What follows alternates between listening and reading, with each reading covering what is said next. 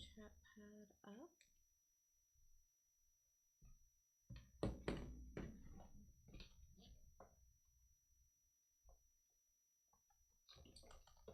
Why are you behind?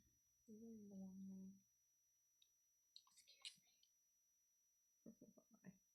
Disconnect this. Over there for now. Does not need it. Let me get my chat pulled. Oh, it says I'm not streaming. That's pretty weird. Because I most definitely am, right? No.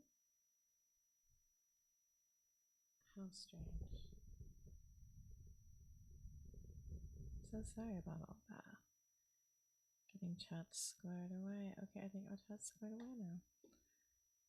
So between chat here, let me get some of my notes. I've got notes in multiple places for this particular episode. Click that back, click that back. Oh my.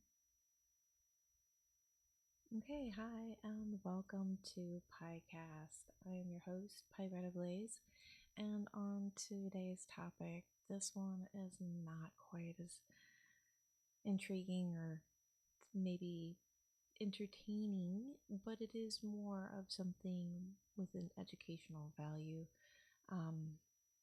It's something that you can take away from, and maybe that's going to help you with a current situation or a future situation. Today, we're going to be addressing pet loss.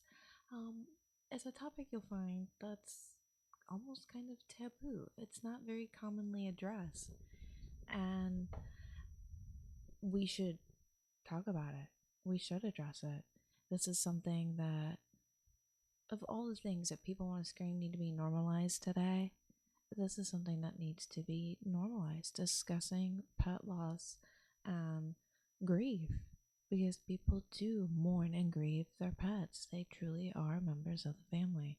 So today we're going to be discussing that, and I'm just realizing now that I kind of scared the pooch by not bringing tissues in here in advance. So just bear with me.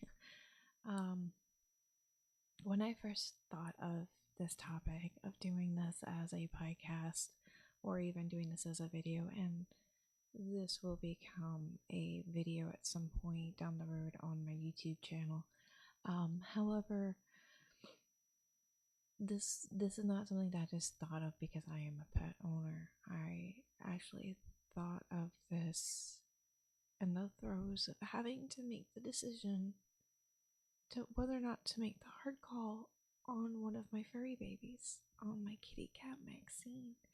And well, as I was contemplating that, I did record some footage where I'm literally sitting on my kitchen floor crying like I'm Trisha Paytas. I think I even made a reference or a comment about that, because that's not how I wanted to come across, but that just happened to be the location where I was, and there is a little snippet of Maxine in there.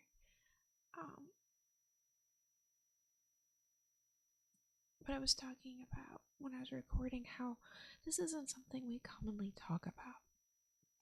This is not something we frequently discuss. In fact, it's something that many people treat as taboo because they disregard it, they dismiss it, they just treat it as, well, it's just a pet, it's just an animal. No, they are more than that. They are our family. These are our babies, our children. They mean so much to us. They help us through hard times. We tether memories so tightly to our animals. Our struggles, our celebrations, vacations, family time together. All of these memories and good things are often associated with our pets, holidays, all kinds of stuff. So when we have them, it's great, but we never really think of when we initially get a brand new kitty, puppy, bird, hamster, fish, whatever. We don't think about the end of life. we don't think about what that's going to look like, what potentially the end of life care needs maybe, whether or not that's something that may or may not be beyond what we can handle. Some people sometimes, unfortunately, get a pet that is very, very large, and unfortunately, then something medically happens to it where it needs to be physically lifted. Like, say, in a case of paralysis, well, lifting that pet may be beyond their means. I've certainly found myself in that case actually with a dog that was larger than I was. I had a king size German Shepherd that had been kind of just left in my care, just left. I joke about how I'm the home for wayward kitties and puppies, but really I do take in animals that others have given up on. They can't tend to, life circumstances have changed, so they aren't able to tend to the pet as their needs. Maybe, maybe the medical need of the pet is too great. They're feral. There's been a plethora of reasons that animals have come to live with me, and sitting there on the floor in my kitchen, surrounded by the pack with Maxine on my chest, I started recording and crying about how I was getting ready to make that hard call and how we don't talk about it and discuss it. And so people are left with this insecurity, or people, when they do talk about it and discuss it, they treat it negatively. Like I said, they belittle it, they demean it, they go and just disregard it as well as just a pet. It's just an animal. It's just. No, it's never just. This is a loss. This is something that mental health care professionals will tell you is a true loss, just as much as a divorce is. You're grieving the loss of a relationship, be it with an ex, when it's in a marriage that is, dissolving, or whether it's in the loss of a pet. That's a relationship too. They are in your home, they are in your lives. Many times they're often either always in your lap or in your own bed. These are family members. And so when we get them, we do need to start kind of changing how we think about it. When we first get a pet, we also need to be involved with our veterinarians.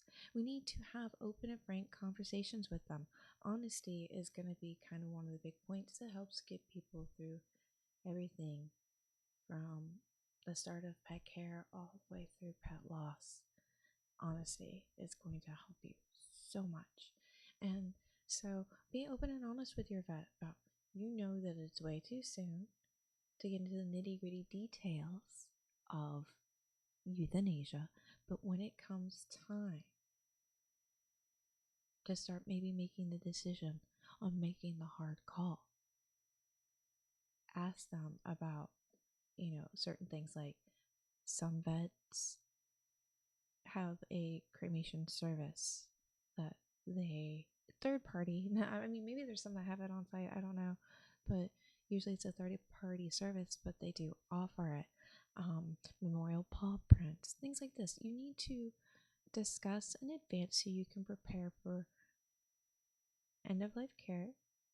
Talk about like what euthanasia is like, what to expect in that situation, so that way when you have to make that hard call, you're already aware of what you're going to expect on that final day. Pets give you so many amazing days, and they give you just one hard day. We have to make that hard call, and that bittersweet moment of whenever they pass to the Rainbow Bridge.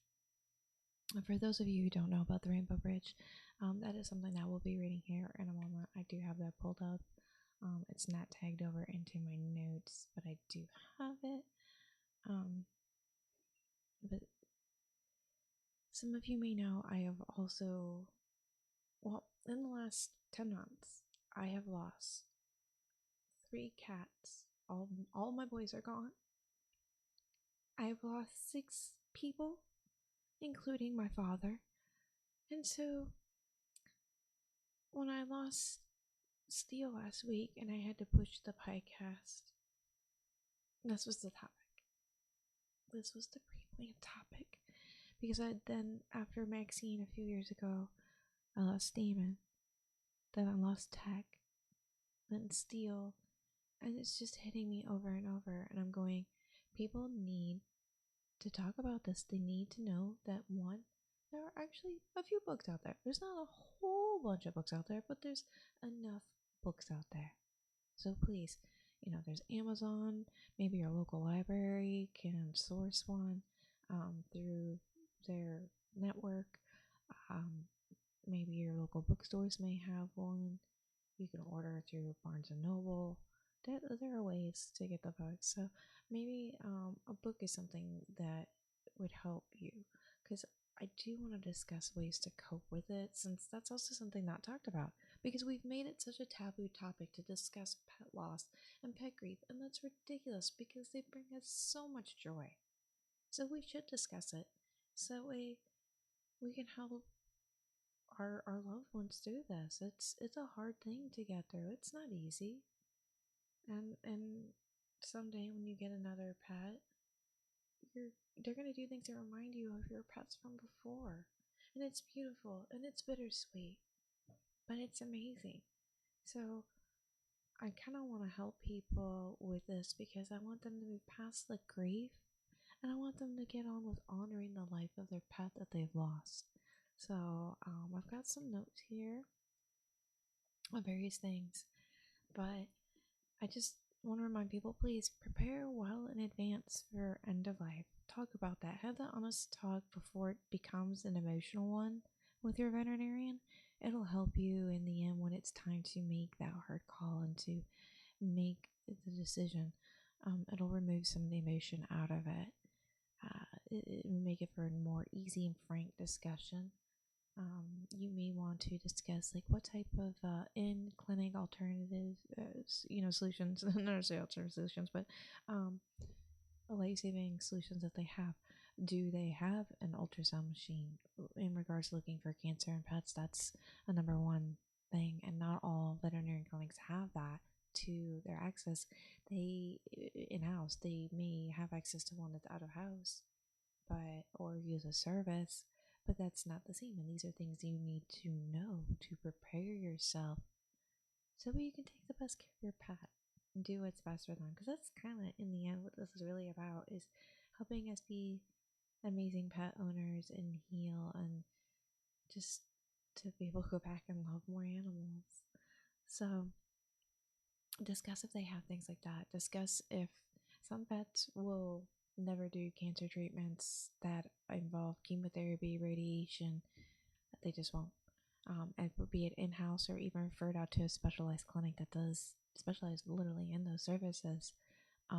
So these are things you need to know about your veterinarian, so that way when it comes time, because you're already going to be pretty emotional, you kind of have a way to think through it from before, because you already removed the emotion out, and it'll help guide you through in the end there, making that choice. You can do the right thing for your pet.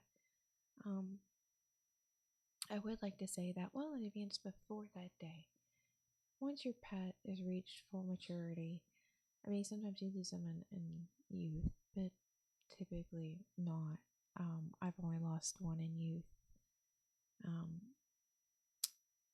Brain tumor, cancer sacs, I'm just saying.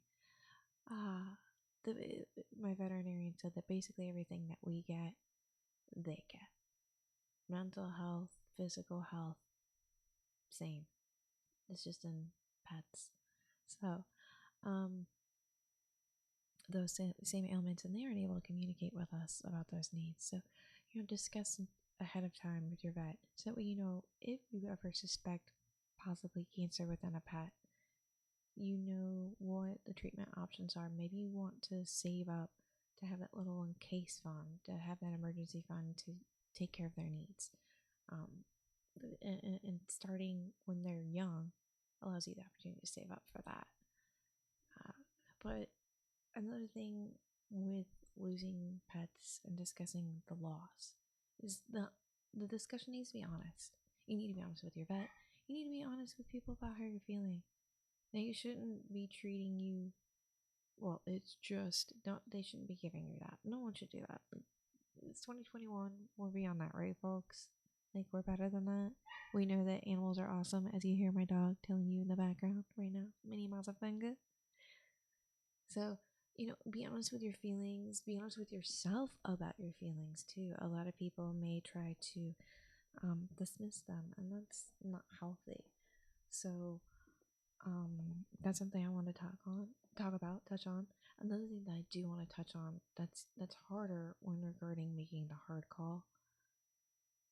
Please, please, please, please, please. You've made a lifetime commitment to these babies, to your furry pets, to your beautiful baby. Please be there with them in their final moments. You are their comfort. You are their protection. You are their source of love and care. You are their provider. You are their everything. You are like their God. We have opposable thumbs. We rule. You are everything for them. Be that comfort there for them, even if it is hurting you. They're scared. You gotta remember that. You'll be okay in the end. It is okay. We will all be okay from it. And it hurts. And it's okay to cry. But please, don't leave them. Be there with them because they're so scared. Just be there with them. You don't have to look. You can turn away. But be there with them, talking to them, petting them, holding them, comforting them as you guide them to the Rainbow Bridge.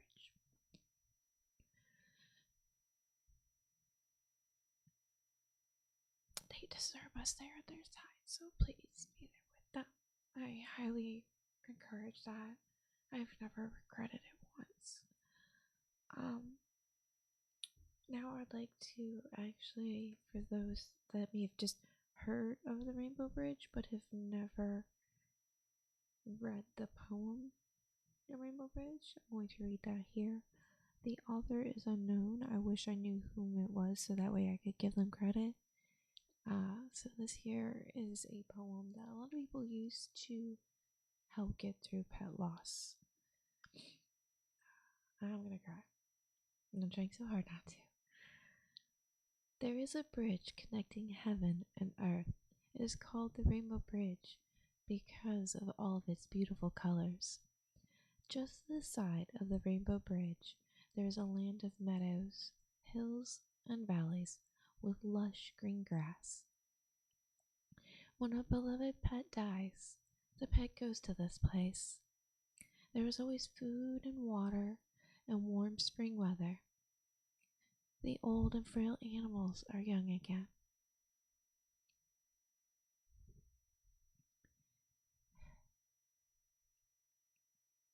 Those who were sick, hurt, or in pain are made whole again.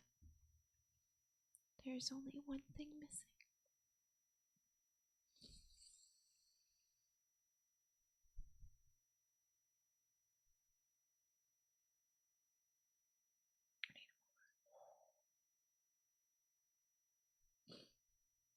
Oh no, the levy is breaking. I'm not trying to break the levy here.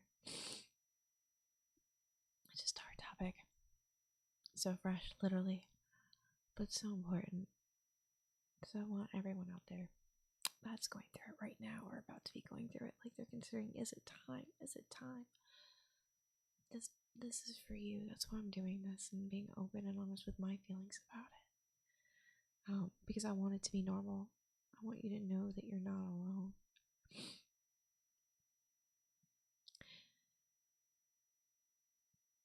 Okay, so there's only one thing missing, right? They are not with their special person who loved them so much on earth. So each day they run and play until the day comes.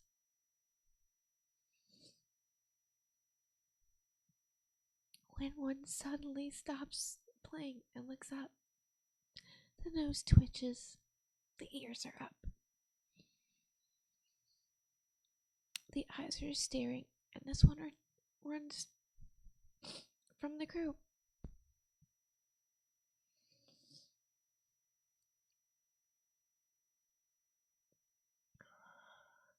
You have been seen, and you and your special friend meet, and you take him in your arms and hug him. And he licks and kisses your face again and again. And you look once more into the eyes of your best friend and trusting pet.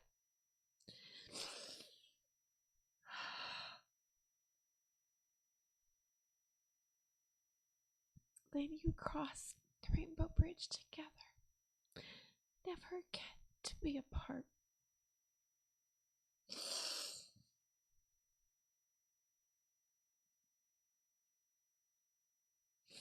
It's so beautiful, but it hurts because it's so close to the loss of Steel. It's really been 8 days. It sounds like my dog's in the closet. So, sorry for crying. See, so if you're out there and you're crying, or you feel like crying but you've been holding it back, it's okay. It's okay to cry. It is completely okay. It is normal to feel this way.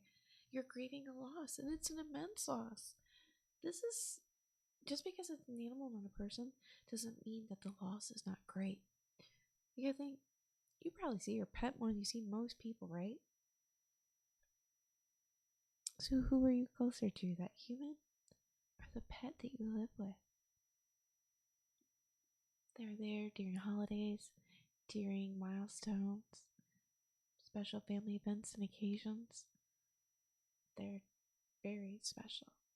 And it's an honor being their pet owner parents. So when we're grieving the loss, we need to be honest with ourselves about it and with those around us and our vets. And so sometimes that might mean maybe we need to read a book. Maybe we need to find a grief counselor. Many grief counselors don't just do grief counseling for the loss of people, but also for the loss of animals. And there are even some that specialize in grief counseling for pet loss. So definitely, if you are going through this and you think you may benefit from it, or a support group, look online in your area. You'd be surprised some of the resources that you can find. They're out there. They're just not very well known because no one talks about it. So here I am talking about it. Please, they're there. Google them. There will be more and more. You can even start one in your own area. You can start a pet loss support group. So do not despair. They are there. So as far as some coping tips, one that I'm just going to throw out there for anyone who knows me, has been watching it all, I'm a Christian. Just give it to God. He gave us this mission to lord over the animals and to name the animals and to tend to them. And that was part of it as being a pet owner. So be happy that you've served that purpose, that you've done that job. Now, honor their life. It's okay, and give it up to God. Let Him handle that pain for you. Give it all to Him. Let Him carry it. You don't have to carry that. Okay?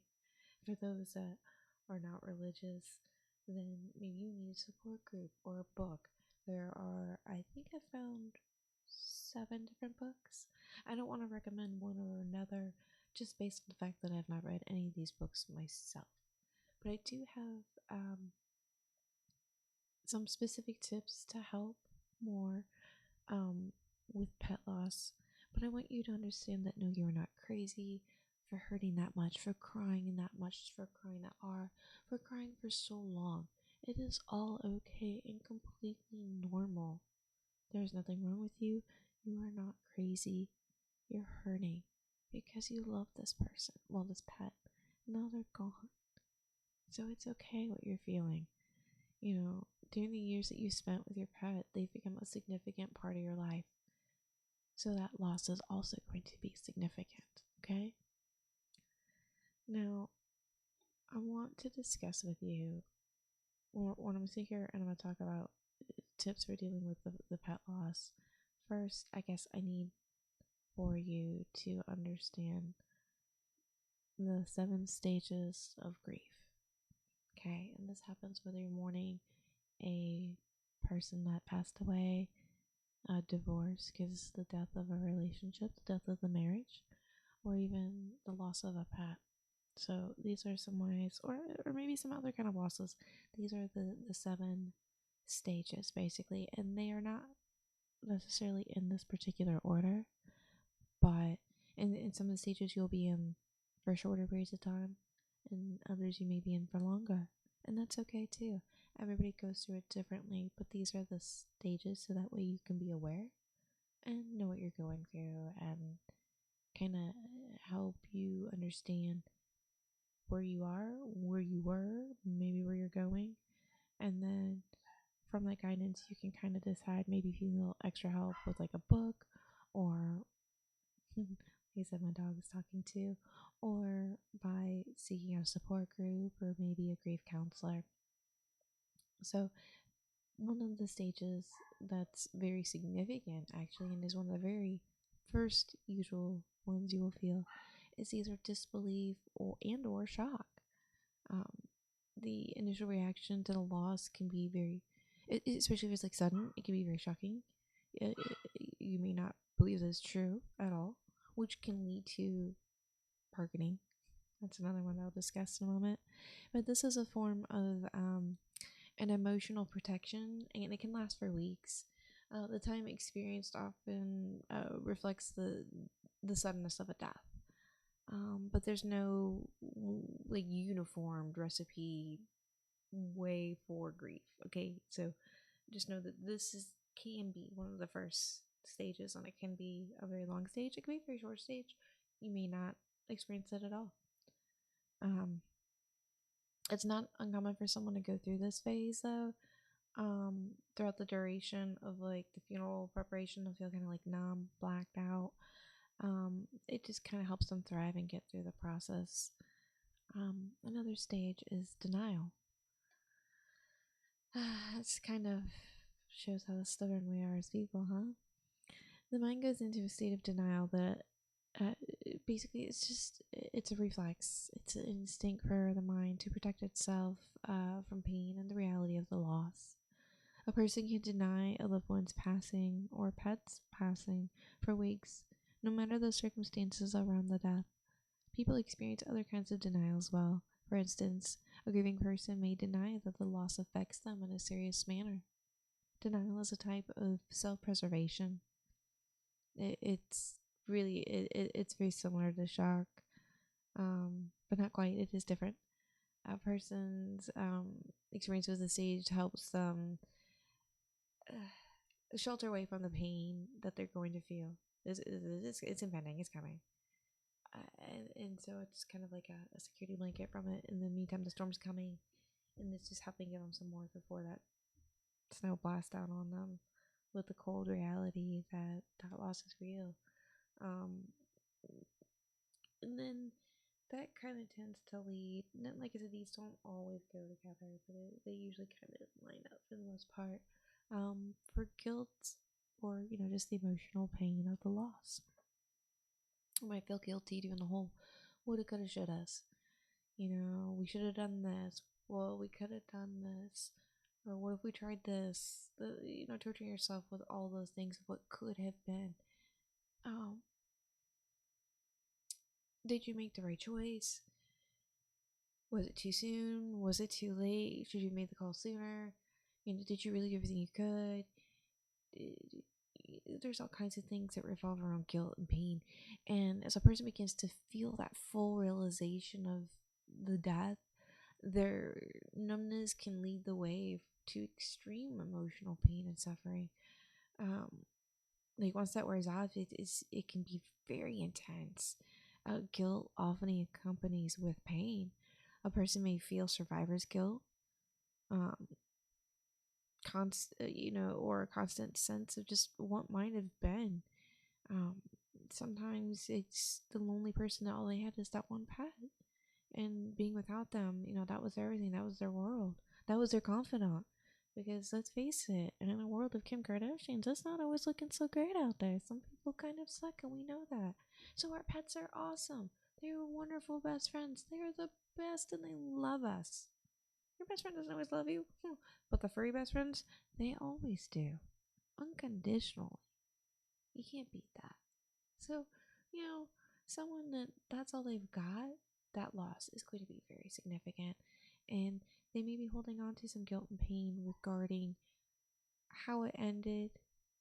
Maybe they weren't home when their pet passed away. Maybe their pet passed away overnight in their sleep, and they're like, "Oh, if I only woke up earlier," or you know, so that guilt and that pain, stems out of like remorse, really, over missed opportunities, things that could have been or didn't yet come to pass.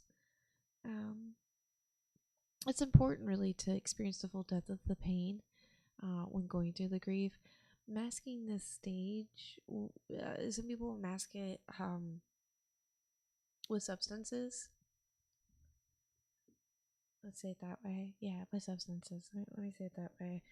And honestly, just makes things worse in the long run. There's other ways people can mask it, but that can be kind of a common one, and that doesn't help. And then you just end up in the end having to re-go through the mourning process. So it's best just to find like the support group or the grief counselor, grab a few of the books. One of the other stages on grief is bargaining. Remember I mentioned that earlier? Sometimes that comes out of the shock or the denial. It's a negotiation phase. Um, it's when you need the emotional release from the shock and pain of the loss. It involves wrestling with fate in God and the universe and the powers that be, and trying to make sense of the loss that you're experiencing, and pleading with them and begging with them, maybe even offering to trade yourself. Like, people go to some extremes in their grief and in their suffering, and especially if it's like a child, a parent would of course want to give their life for their child. So that bargaining with a higher power, with God, um is a stage that people may experience, especially out of those denial and shock. Another stage of grief, one that's very common, is anger. And what people need to realize about anger that they may not be aware of, and if you haven't studied psychology, you just may not know this. But I learned it from studying psychology. But there's people who've learned it through other means. But anger is a secondary emotion. It's always secondary to something else, like disappointment, rejection, sadness. So, anger being a phase is usually where you'll see people tend to lash out. Usually at those closest around them, best friends, co-workers that really close to, work with really tightly with every day.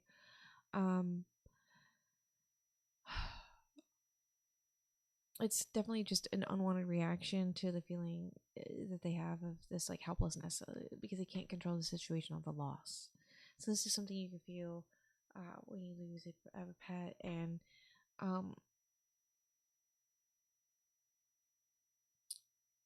it's one that this is where those that may not be going through pet loss, this is where everybody else, not the sufferer, not the person mourning and grieving, this is where we, the people, need to be surrounding our community members, need to come together and surround this person and love them and support them through. Because honestly, people, when they're experiencing anger, when they're in that phase, they're usually placing undue blame on someone else for the death. And grief strains the relationships of the living. Maybe someone didn't take the pet to the vet soon enough, or like if you're a college student and your parents have your cat, and they didn't take your pet to the vet soon enough, and your cat died, and or that's how you feel. So maybe you're upset and you're holding resentment and anger towards your mother and your father, or maybe I'm just trying to think of like scenarios where that may happen. I'm certain that there are. I just have not experienced them myself to list like a plethora of them. I usually don't feel much anger. Bargaining, yes. Anger, not really. But I want people to know that in order to preserve the relationships around you when you're in that anger phase, it's imperative to release that feeling and that emotion in a very healthy manner. Lashing out at those around you who are your support system is definitely not it. So something, this may sound completely silly, grab a carton of eggs, go outside into your yard, and chuck all those eggs at a tree. The splat is satisfying. It helps. Give it a whirl. Mental health tip. It works. I know it seems silly, but it works. Um, dealing with your anger in a healthy and appropriate manner is essential. Failing to do so can permanently damage ties to your friends, your coworkers, your family, possibly even your veterinarian, depending upon how you lash out. You may lash out in the veterinarian's office. Like, that would be awful. I would hope that doesn't happen, but I mean, it is possible. And if it does happen, I'm certain most of them are very understanding, but it kind of just depends upon how you lash out. Another stage, a very common one that we almost always think of, was the number one thing that people think of with loss and mental health: depression. So when you're dealing with loss, this is definitely a mental health topic at this point. People who never experienced depression before may have had a hard time with this stage of grief. Depression is an all-encompassing and consumes just your entire life. While it may seem extreme and worrying to go through a depression stage is, don't worry about going through a depressive stage. First off, it's perfectly normal. I want to stress it as normal. That does happen. Basically, if you live long enough, everybody experiences depression at least once in their life. Depression does not always mean permanence. Please do not misunderstand that when regarding mental health, okay? Depression can be a temporary phase. Not for everybody, but for many people it is. So, this too shall pass. So, while it may seem extreme, what you're going through in the horrible darkness of all, it's completely normal for this to happen during grieving. So don't feel like this is a horrible thing, or that you're broken, or that you're damaged or defective or something negative like that, because you're not. It's not you. This is just because you loved so much. Okay? That's beautiful, right? So, going through this, you just need to be aware that in depression, you need to take the time for self-care. That's where I would definitely say that's where I would say literally do all three. Get some books, join a support group, and find a grief counselor. And kudos if you can find one in your area that treats specifically for pet loss, because there are some that do.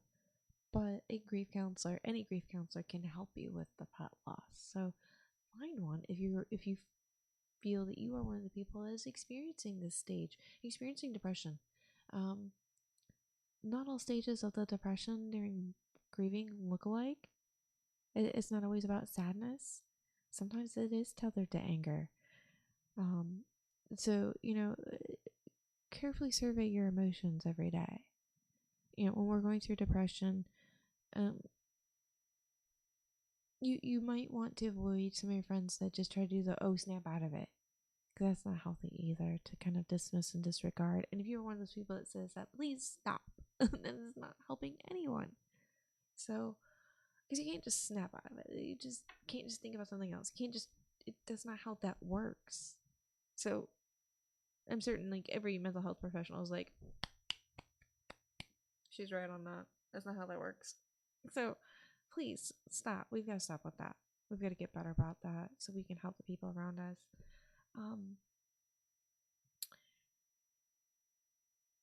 When you're going through the depression, like I said, avoid these people. But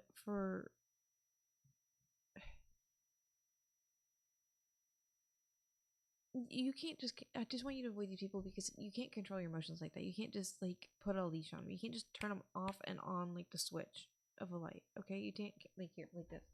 You can't just. That's not how emotions work. They don't just go off and on like that. So I'm not saying don't be friends with these people, but maybe have fewer conversations with these people during the grieving process. Once you're out of the grieving process, everything's fine. But specifically, if maybe during that grieving process you were experiencing the phase of depression, avoid those individuals that kind of dismiss it, because you deserve to be heard. You should be honest about your feelings regarding it, and no one should dismiss or belittle that, because what you're feeling is very valid. It hurts. It sucks. It is some of the most intense, horrible pain that I wouldn't wish on most of my enemies. Um, and then the final, this one always comes last. This is not something that people really, unless you just skip through all the others, it is never number one when it comes to grieving. The final stage, hey Toffee, depression is non-exist. Yeah, I mean, but it's a stage of depression, as clinically stated, does and does not exist. Like, clinical depression is a thing, but that's not today's topic here. But for acceptance, that is the final, unless you've skipped all the stages, stage of grief. Some people will beat themselves up because when that loss has happened, they don't cry, because maybe that pet's been really sick for a long time and they've already cried it all out. They've already actually preemptively mourned the loss of their pet before their pet had actually crossed over to the Rainbow Bridge. So while that's going on, once the loss actually occurs, they don't realize that they've kind of almost, gone through it, and they've kind of not necessarily healed, but found a way to carry on in life with this loss. And then they start kind of beating themselves up over it. So don't do that. It's okay. You are allowed to grieve when you grieve. And if you grieve early, that's okay. If you grieve after, that's okay. It's okay. I just want people to know that that is completely fine. And acceptance of the loss. As a person adjusts to life without the pet that they grieve, the depression and other extreme feelings fade away. This is kind of the number one universal sign of acceptance. Common signs of acceptance, however, also include restructuring life without that pet, cleaning out the cat or dog's personal items, be it toys, food bowls, water bowls, collars, beds, blankets, things like that, and either storing them away or donating them. Working on financial and social problems. Once you start kind of getting busy on in your life, that's one of the signs that you've kind of accepted that loss. Besides just being forced to go to work, once you realize that you're just kind of focusing more on those naturally and not having to force yourself to focus on those things, that's when the stage is one of the parts of acceptance. Also, if you start taking on new hobbies and projects, that's another sign that you've kind of moved on to that point. Now, acceptance does not equal happiness, especially when we're talking about pet loss. Rather, acceptance is just a stage where we, the grieving, have made the conscious decision to just move on and work forward to feeling as normal as we can again, and find our way after the significant loss, to pay it on as best we can.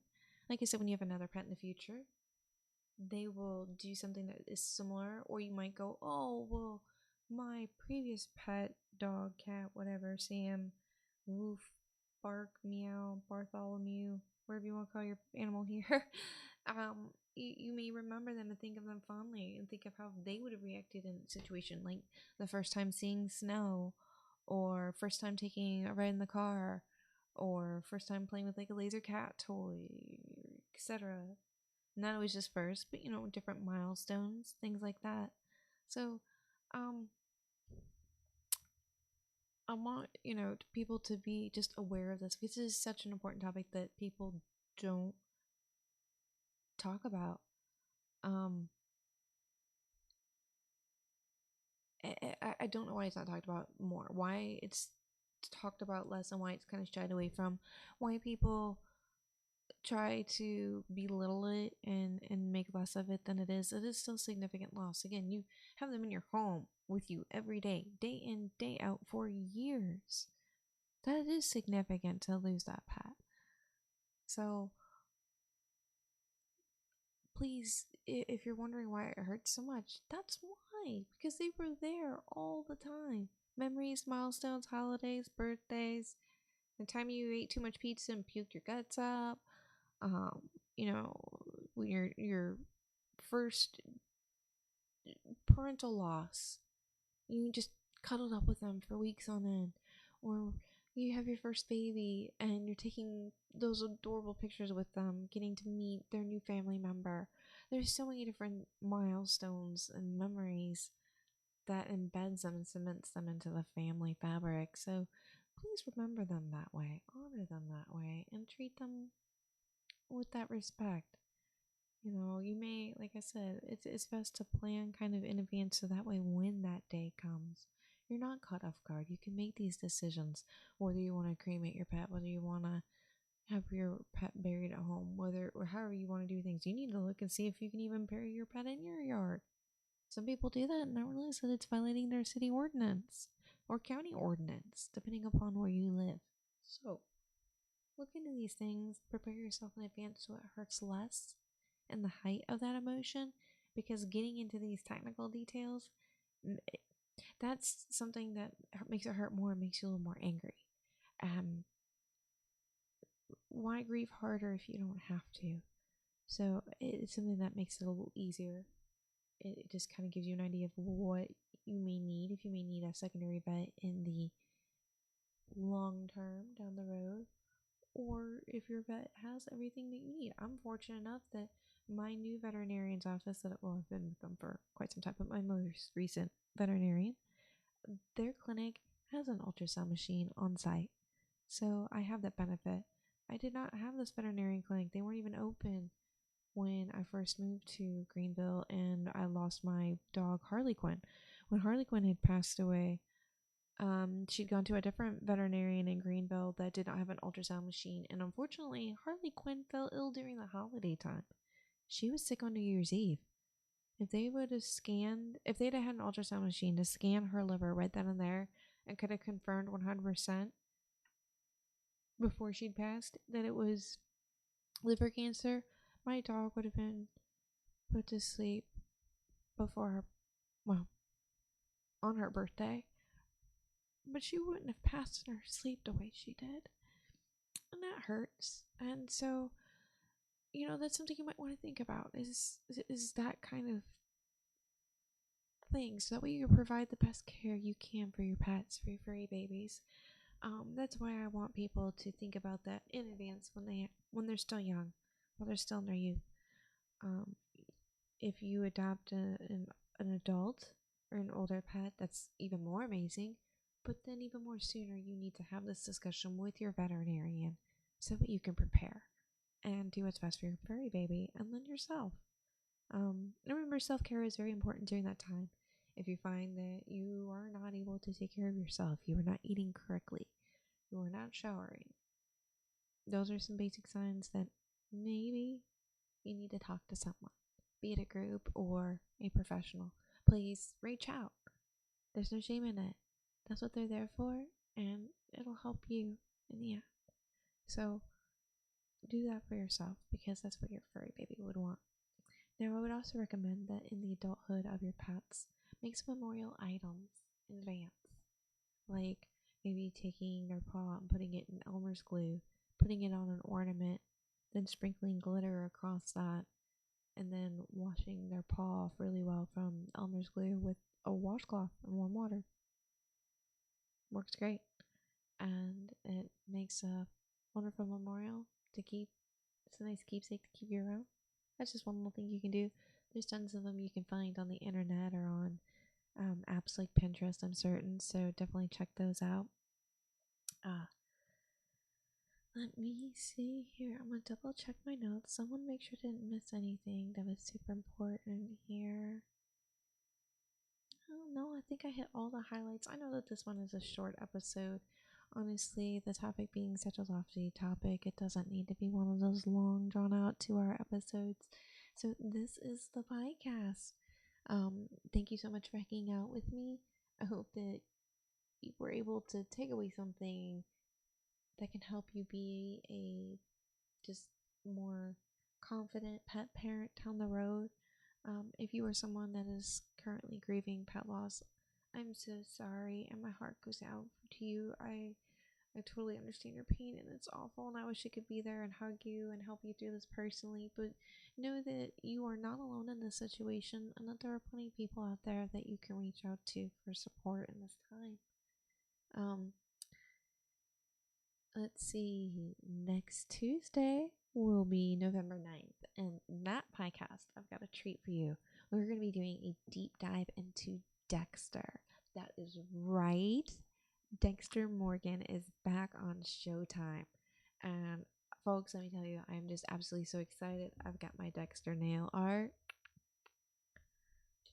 I've always had my Dexter coasters. Like, I'm ready for this. I'm so excited. I cannot wait. So, I will be doing a deep dive into Dexter.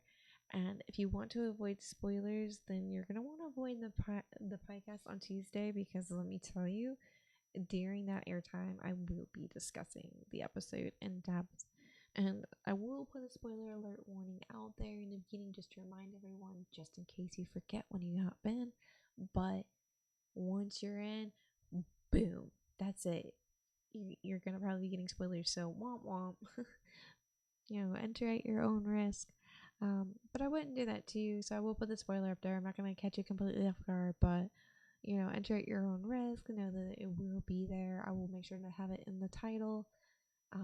But so I have your back. Don't forget, it'll be in the title. I got you covered. I'm not going to leave you hanging on spoilers. So anytime that I might be discussing something that would have spoiler content, I will always make sure to put it in the title for you, okay? Got your back. But thank you so much for being here. PYCAST I do every Tuesday here on Twitch. And on Tuesdays and Thursday evenings, I stream here on Twitch different games. And then Wednesdays, the rest of the time, it's sporadic, but I am over on YouTube. I stream over there as well. So yeah, I just want to say thank you for letting me discuss this kind of taboo topic, and thank you for letting me help take away some of the taboo of the discussion to make it a little bit more normal, because it is normal. And most of us, if you're a pet owner at least, you're gonna go through this. If you haven't, you will. And I want you to know that you're not alone, and that if you're watching this in the future, you're still not alone. So it's okay. Just reach out, okay? So thank you so much for being here. Please come out and join the discussion on next Tuesday for the Dexter deep dive. You can find me on my social medias by checking when I'm not here live. You can click and find in the About section my Instagram, my Twitter, and my Facebook page, so it's all over there, so you can play with me when I'm not here live. Thank you so much, and I will see you guys on the next one. Have a good night. Bye.